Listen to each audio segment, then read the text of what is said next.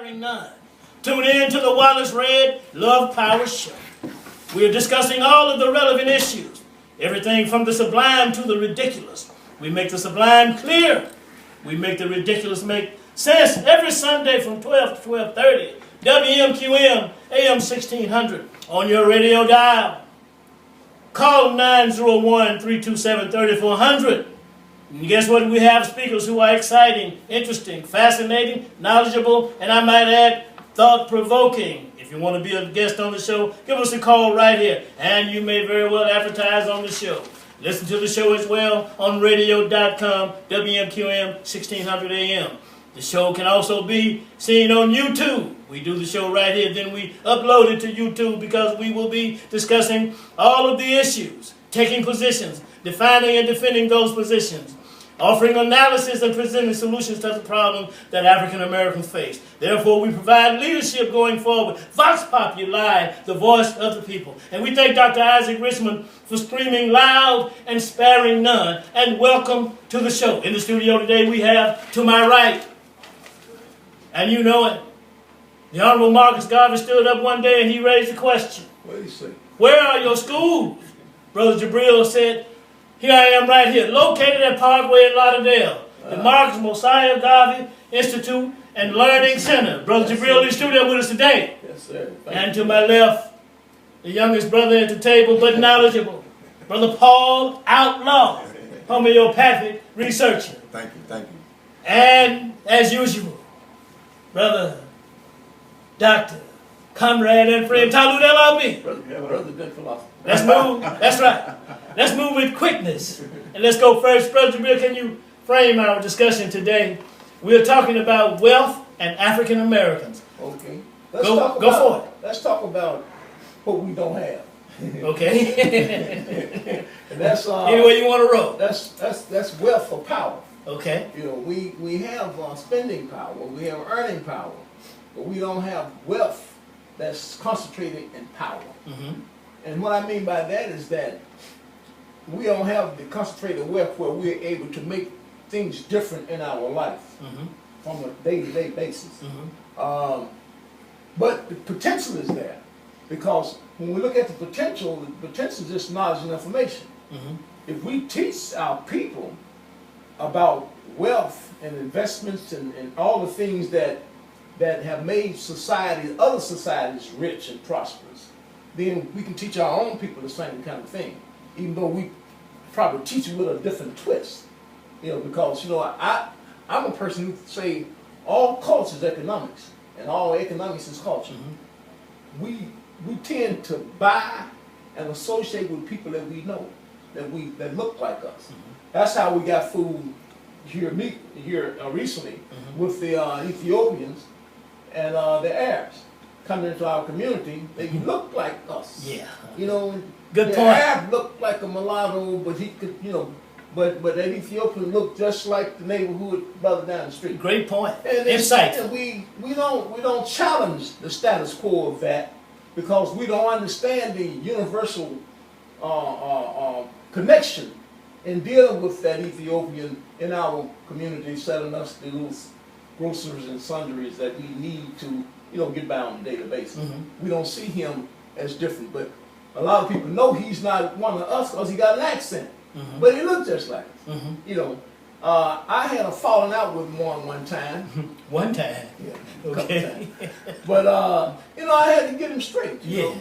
I'm sure and you I did. was familiar with who he was and how he got to be who he is. Right. You know, so we settled that he was going to sell me some brown bags for $7. About 12, 15 brown bags for $7. I told him where to go, you know, and I told him some more things that, you know, just like we can put other folks out in our community, we can put him out too. So I rest my case. Okay, very good. Brother Outlaw, African Americans and wealth. We have wealth passing through our communities, and yet we own the last reports. We were talking about data yesterday. Less than 0.1% of the wealth of the United States. How can African Americans use their wealth wisely? How can they do that? Brother Outlaw, take us forward. Well, I've had an opportunity to give some seminars on the difference between wealth and being rich. Okay. There is a significant difference that our people don't understand. And to simplify it, you know, wealth is having an accumulation of material things such as property, you know, business, anything of that nature that we hold on to, that we can actually generate more revenue. That's the wealth, that's the assets. The assets is a major part of having wealth. If we don't have assets, then we are playing in the game as rich people, if you will. And what I mean by that is that rich people tend to be in a situation where you have to actually spend the money in order to maintain it. So that's when we encounter the IRS. So most of us that have the $150,000 a year job that could possibly put some assets into the community so we can amass wealth are really obligated to purchase that mortgage, to buy that new car in order to write off their taxes. And those things that they are obligated to do in order to live comfortably at that level of being rich doesn't help the community acquire assets.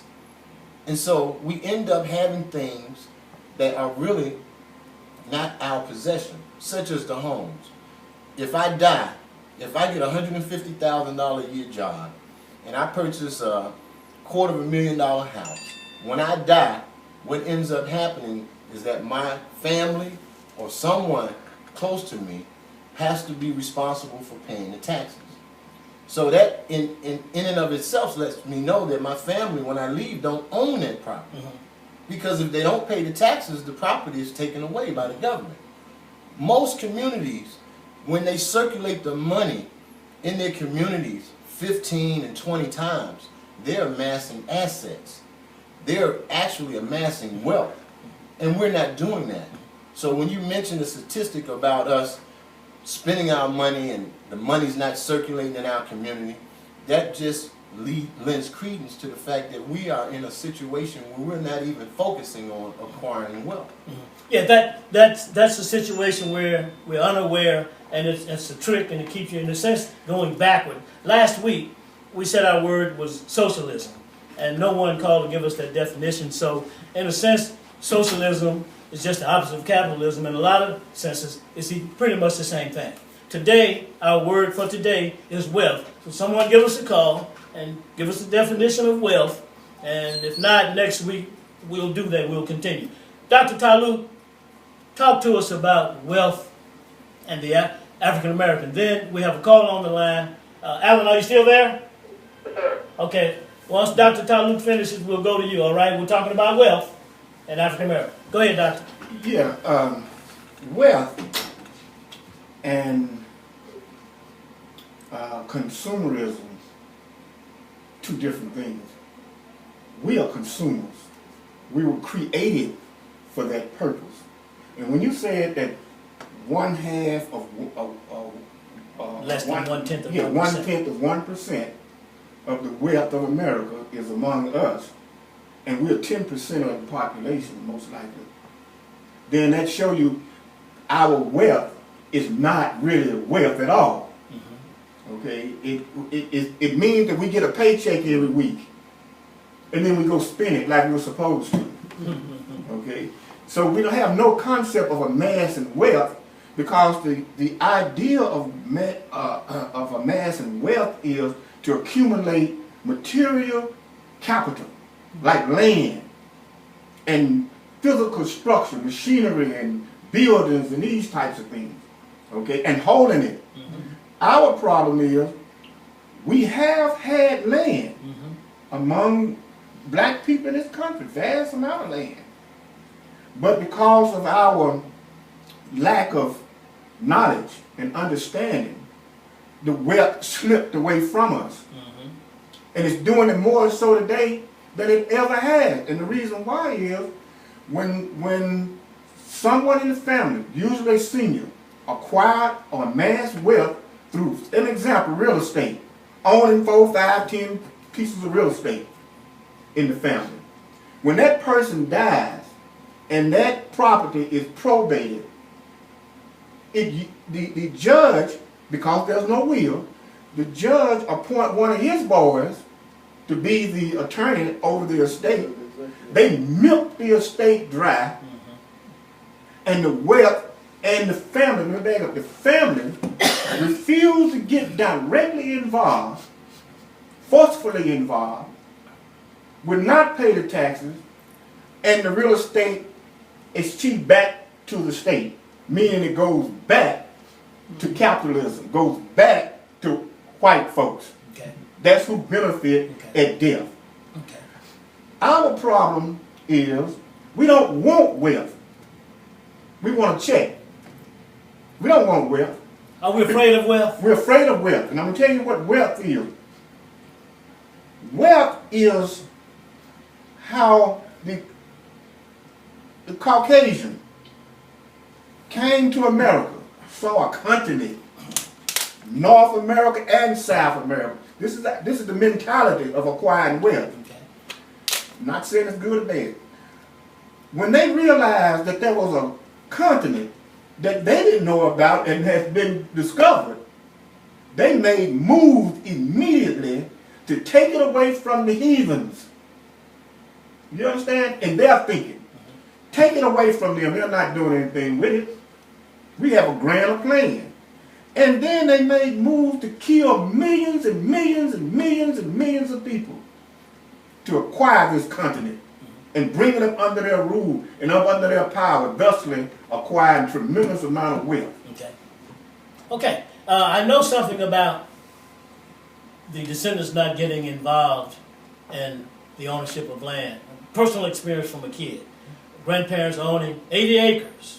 Got sick and got old, and the father and the aunts didn't get involved to secure that land and maintain it. So that's a long story. I'm not going to proceed. We have a limited amount of time. But I'm aware of that, and we've seen that reality play itself out. And it seems to me what I'm hearing is that political moves are made to the disadvantage of African Americans in regards to the issue that we're talking about. Brother Allen. Yes, sir. I'll do it real quick. Now, Okay. They play on African Americans' emotion. I'm going to prove my point. You know, that a lot of people don't like to talk about slaves. 12 years of slaves. A lot of people say, I don't want to hear about no slavery. We'll go and watch the movie and pay the money. The man make money. Like Ruth. A lot of people make money on Ruth. Steven Spielberg. And I'm giving you a good example about wealth. You remember when 9/11, all respect to the people who survived 9/11, hit Wall Street. We don't even say nothing about Black Wall Street, Tulsa, Oklahoma, 1921. It doesn't even get a minute of silence. See, this is what I'm saying. When you have wealth, you'll know who your enemy is. I used to, like walk around with a lot of money. And my grandma said, when a man starts frowning, you better watch your back. Once you find out who's the enemy when you have wealth, you have wealth. This is what I'm saying, that they play on our emotions. They never said nothing about Tulsa, Oklahoma in 1921 when we were self-sufficient, didn't beg, didn't need from the program. What did they do? They did the same thing when they did the 9/11, and our government didn't even apologize for it. Okay. So that's the difference of black wealth and the Caucasian wealth. Okay. We revealed 9/11 too, because we all interdependent to each other. They just don't realize that we all interdependent. Okay. All right, Alan, thank you for your call and your comment. Brother Jabril. Yes, sir. Are you in agreement with the assertion that political moves have been made and continuing to be made to the disadvantage of African Americans relative to land and wealth? Speak on it. That's a part of the capitalistic approach to black people raising themselves up by their bootstrap. See, Black Wall Street, in another kind of sense, in a microcosm, that's where I come from, here in Memphis, the village. Yeah. The village was run by people that looked like me. They had grocery stores, they had businesses in the community, and these are the people I patterned my lifestyle after. See, Black Wall Street was on a grander scale, but during the 40s and 50s, we had that kind of working entity within the confines of our communities. We worked like ants. the previous show, and we harvested and we had some that winter.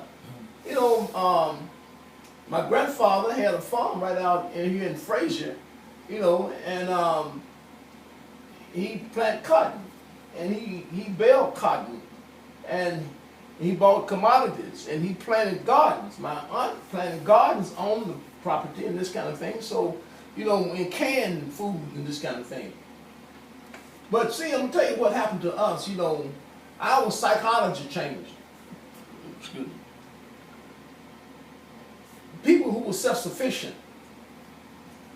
If you're self-sufficient, then you're on the same parallel level that your opposition is on. But if you break up this self-sufficiency, then you become dependent on the dominant. You have a dominant culture here that's been running parallel with our situation in America ever since slavery. Okay. You know, we wasn't brought here to mass wealth. We was brought here to work, and we've been working ever since. Now, I made a statement one time that we made one significant advance in the Western world as an overall system. We went from paid labor, free labor to paid labor. Right. When we started getting paid for our labor, then we started building those little small microcosm economical structures that will take care of us as a community. You know, but those things have been usurped now. We've been given a whole other kind of idea and philosophy about how to survive in the Western world, or in the capitalistic, imperialistic Western world. That template is not ours. That's not our idea. You know, that's an ideal that was given to us by the people who dominate us. Okay. So what we have to do, within the context of, you know, the reality, we have to survive. We have to find a way to make our wealth work for us. You know, the old cliche is that, you know, we two paychecks from poverty. Mm-hmm. And that's kind of how we've been hinged in this capitalistic system. That we 2 or 3 paychecks away from going back to the projects and different kind of places like that where poor people preside. But we don't have to see. We have everything about what we're trying to do going forward is an uphill. It's going uphill. It's okay. From the north face of the mountain, not, you know, the south face of the mountain, you know, because the sun shines on the south face, and, you know, you got dirt and stuff, you know. But on the north side, it's ice. Okay. So you're going up a slippery slope every time we try to put some mechanism together. Because the enemy, we have a common enemy out here now, that every time he see you make an advance, he feels threatened, so he questions it. If you have to drop a bomb on it, or whatever it is, your financial network or whatever, he would do that. You know, if you have to bring some kind of plague or whatever to stop you, he'll do it. Okay. Because one thing about our enemy, he plays for real. He's not shucking and jiving. He's playing for real. Okay. And see, that kind of mindset in our head has to be determined that we're going to either play for real, we're going to play Equal for real force. or don't play. Equal force. I want to go to Brother Paul. You're making some notes here. Brother Jabril spoke on part of it. What is required for the African American, based upon what we've heard here, going forward? Speak to the other part of it. I have to say that we as a people have to not be afraid to do for ourselves by any means necessary. And what I mean by any means necessary, that if we're doing something for the good of our people, other people should respect that and not try to corner us into this militant, radical position so that you can develop a fear of us because we're trying to better our people. You see, we've been sold a bill of goods that don't work for us. And I'll give you a prime example. If we try to economically survive in this capitalist society, we have to recognize our history. Every time we're successful in something, there's some laws or some certifications or some credentials that we have to obtain in order to operate and function in that particular business. So we have to make sure that we support one another when we start our businesses up and say, the hell with what they're talking about. If we're doing something good for our people, it's for the good of all. And we don't care what they think. And I'm going to give you a prime example. There's a sister in Texas right today that was locked up because when she was impoverished, she had a lot of little girls and sisters coming to her house to get their hair done. They did natural braids. This sister Isis, she was doing braiding, dreads, and things of that nature with no chemicals. And because she was amassing some wealth and then teaching the other little girls how to do it, and they opened up their own beauty salon, the state of Texas came in and locked her up, said she didn't have any certification, she didn't have a license in cosmetology, but they don't know how to do dreads, they don't know how to braid hair, and they're going to tell her that she got to go to them to get some type of certification for us to groom and take care of our own people. This is the type of stuff we have to recognize that we're going to have to deal with when we start isolating ourselves to make sure that we're self-sufficient. Sure. Because they're going to try to create an environment that we're separated, divided, and we need to recognize that when we're doing something for our own people, we shouldn't care what anyone else say. We should just do it. Okay. And that's how we need to continue our struggle. Brother Talut, I can tell that you're ready. Yeah. What about it? Is it? What about this political maneuvering, certifications, working to the disadvantage of our people? What about that? What has to be done? Usually it's, unfortunately, our people who are in politics that hinders our progress. They're the ones up in the state, and the example brother just gave, pardon me, on the braiding, okay, the example he just gave us is also an example that happened in Tennessee, in Memphis, Tennessee. It did. Okay, and it was an African American brother in North Memphis. I can't think of his name. State Representative. He took Ulysses Jones' seat. He was the one anyway that executed the legislation that turned an attempt to turn the braiding industry over to the state of Tennessee because the cosmetologists felt threatened. Okay, so what that was is this. A good example is this. The state gives you a free reign over something because they have no interest in it. Right? Right? You can operate as you please. The state has no interest. Right? An African American brother and the black cosmetologist gets together and attack the braid industry and produce legislation to hinder the growth and development of an industry that was free. In other words, they turned it over to the white folks. Right. And they want to get accolades and praise because they took something and turned it over to the white folks. And they weren't asking for it. And they weren't asking for it. They didn't want it. They didn't have nothing. They didn't want to have nothing to do with it. Right. But the laws have changed now. Yes. Because there were some lawsuits up in the northeastern part of the country that affected that industry. And you're right. The state has no way of teaching how to braid. That's right. They have no, because it's a natural African concept. Sure.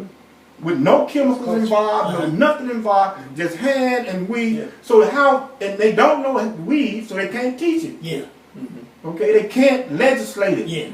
So they backing up now. They backed up in Texas, they backing up here. Yeah. Okay. But every time, give you another example of why we don't want wealth. The young brothers riding around in the 24s and the this color cars with all of this kind of things that they putting on their cars. Our people, black people, stop them in their track. That's an economy. That's an industry. People are buying rims and tires and paints and this and that and putting it on their car and paying us to paint them and do this and do that. That's an industry. Yes. But the people here in Memphis, Tennessee, stop them in their track. They tell them you can't drive your car downtown. You can't park your car on the riverfront over there at sunset. We're gonna, every time you drive through the city, you're gonna get stopped. They're discouraging an economy. They're discouraging an industry that black people could possibly make a living out of, make money out of. So everything that black people do in this town and city right here, it's black people that stop them. It's not white people, and it's their politics. It's their gut feeling. Okay. They get a gut feeling up in legislation or in the city council somewhere. This is wrong. We need to stop it. So- Why? Because the white folks don't like it. Okay. So we're gonna stop it, and they're gonna pass some That's- legislation, pass it to the police department. The police department gonna beat us down and kill the industry before it even get out the Yeah, box. that's a long discussion. We're gonna have to take that up on one of our panel discussions. We'll probably do a couple of hours next time around. But essentially, that's the same thing that happened to the African American vendors when that industry was shut down as we began to grow and flourish like they do in Atlanta. It's Atlanta. Essentially, is that the same thing that happened? And this, are we going to have to go, Brother Jabril, political Well, you know, and call it like we see it? when you talk about And economics, act like we act on it like it should be acted upon? Excuse me. economics is culture, political, and social. Yes. You know, I mean, when you talk about economics, it's such a broad spectrum of things, interlocking, interworking mechanisms when you talk about economics. But when it comes to us, you know, we don't see where the culture play a part. You see, if the man's sitting at home, see that the rims and up, you don't see the industry. He just see the overt expression of these hip hop brothers out here and their culture. You know, he despises the culture. You're right. He don't see the economics No. that lies within the confines, intertwined with that culture or expression. You know, this hip hop culture expression, the big 22 rims and whatever that stuff is. You know, just like the brother in North Memphis say, state representative. He don't see braiding hair is a part of our culture. Can't nobody do it but us. You can't legislate how to braid hair. You don't have a school. I mean, if you're gonna be a school, it might be somebody look like me or you to open the school to teach how to braid. I mean, I saw some young girls over there on some African sisters, young girls over on the Lemoyne campus, braiding each other hair right there on the. And I mean, on it's the something spot. to see. Yeah, On the spot. it's something to see. You know. And the sister said, how much you charge to do mine? She said, well, I charge you $20. She sit there and it's $20. They didn't have to go past no state. You know, but the thing about it, you know, if the political arm come in and say, well, we're gonna have to certify you to be able to do this, you know, because you are violating the code of cosmetology in this state of Tennessee, blah, blah, blah. Like they did to the street vendors. Brother get a license for $26 and he can sell whatever he sell out of the trunk of his car. Pollard, he's But dead now, but he had a hand in that. I don't African doubt it. American, yeah. I don't doubt Pollard. it. Because see, Yeah. when You know what I'm that talking mayor of New York started running those brothers off the corners up there, then they privatized it to the extent where can't nobody have a vendor on the city streets of New York, but you know, unless you belong to some kind of corporate structure. Yeah. Because they, you know, that's where the money is. Representative Antonio Parker, Touche. That's what Touche, he's the one that did that. Okay. He's the one that executed the legislation to shut down the braid shop and put them up under the state. Well, thank you, brothers, for That coming. legislature got past me. Thank you. Perhaps brother. Yeah. Glad to you'll be come here. again sometime. Glad to be here. Yes, sir. Thank you, brother. Yes, sir. We're gonna continue on here. 30 minutes. We're going to go to 30 off the air. I guess I'll go ahead and do it. In 30 minutes, I'm going to get them all away from tape. So, No, We're going up on it. yeah, Continue. yes. This brother, see, this is the case. This is the point when we talk about wealth. Wealth building is a grassroots thing. It has nothing to do with top down and trickle down wealth building. That's an impossibility. It has to be grassroots. An example of a wealth building, as we mentioned earlier, is acquiring land, holding it for decades and centuries, while others come along and acquire land, and you amass it, and you amass it, and you amass it, and you have wealth. Pass it on. Then another thing is, in our neighborhoods, okay, we spend billions of dollars in restaurants, going and eating in fancy name places, you know, and we love to quote those names. You know, rendezvous, this, that, I ate over here and I ate. We love that. But an idea about the wealth is, call somebody in your family and tell them, look, I'm going to spend $60 on eating this evening. Prepare a meal for us. And we'll bring you to 60. We're going to bring you to 60, or I'll bring you to 60 now. Yeah. That's And how you we just start. go ahead That's on right. and cook. You- Because I don't have time to cook. You know, when you're hungry, let us do it. You We have your should money have- up front. Yeah. You have your money up front. like bread and breakfasts that sprung up in the 80s and went everywhere around the country. We should be eating in our neighborhood. Absolutely. We should be I like hiring that. I like our that. mothers to feed us and pay them well. Let me- Take them bills out of that restaurant and give it to them. Let me piggyback on what you just said.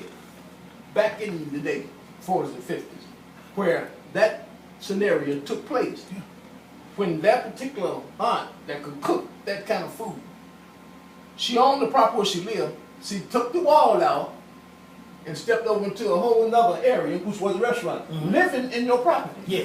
See, so you done cut overhead, and you got a restaurant on the other side of this wall here that you can walk through from your resident area. That's the way, from what I remember. Yeah. That's the way it was structured in the village I come from, which is Spring on the Bottom down here. And let me Paul, piggyback on go ahead, what you're Paul. saying, because I've had an opportunity to be immersed in a different culture. You know, I lived abroad. I learned a little Spanish, so I was immersed in the Hispanic culture. And to this day in Memphis, right now today, I have a group of guys that work for me that are Hispanics. And what they do, and I know they got it from us. I can't prove it. There's nothing written. But just hearing you, the elder, tell me about what we did in the past, they had to get it from us. They actually leave work and go over one of the guys' house. And they all purchased a meal for that night, $7 a plate. And they sit there and talk and lollygag and have fun talking to each other. But the money stays in the community because one of the brothers' wife is doing all the cooking, and so when we go to work on Saturdays, if I have them work on Saturdays, we don't go out to eat lunch because his wife prepares the lunch, and we all pay. Well, you know, the company pays for it, but she's getting paid every Saturday, and she ain't working, but it stays in the family. Yeah. And that's what we used to do. Speaking of family, Chuck my, wagon kind of Yeah. yeah, where you Now, bring my- the meal to the job site. Exactly. yeah, my daughter just started this. On Fridays and Saturdays, I think Sundays, she's preparing plates. And so the family is buying a plate, and she can cook. The family is buying Well, I need plates. to know what that is. Yeah, I I'll give you can that. be an outside She can, member. as they say, burn. She can burn. But I heard some good ideas come out. And part of that is to do the educational aspect of the culture, Yeah, of our culture. Sure. Because I heard and I see and agree that these politicians don't understand, and the Europeans, don't understand the culture that is so creatively, especially coming from our young people. So we've got to continue to educate. This is this, this is this, this is that, this is what that is, and stop giving it away. We also, I hear, that we've come up with a plan. And every Sunday, we do give solutions to the problems that we face. So we're true to our introduction. Is that right? So I hear educational, going political, and cultural in terms of our knowledge of the problem we face. We have insight, we understand the terrain, and we know our people. I want to introduce another aspect. That are we saying something about these corner stores? Are we saying something about that? Yeah. Are we saying, what are we saying about these corner stores? And then I'll come to you, Jabril. The corner stores in the neighborhood operations that are run by what we refer to as immigrants, you know, people who are not of our ethnicity or culture or anything, are not the problem. The problem is us. Sure. We are the problem, okay? And we're the problem because we have no sense of value and no sense of wealth building as we have so eloquently established them around the table here. So even if you run out the immigrants, so to speak, a fresh crop can come in and our people gonna flock to them just like they did the previous group.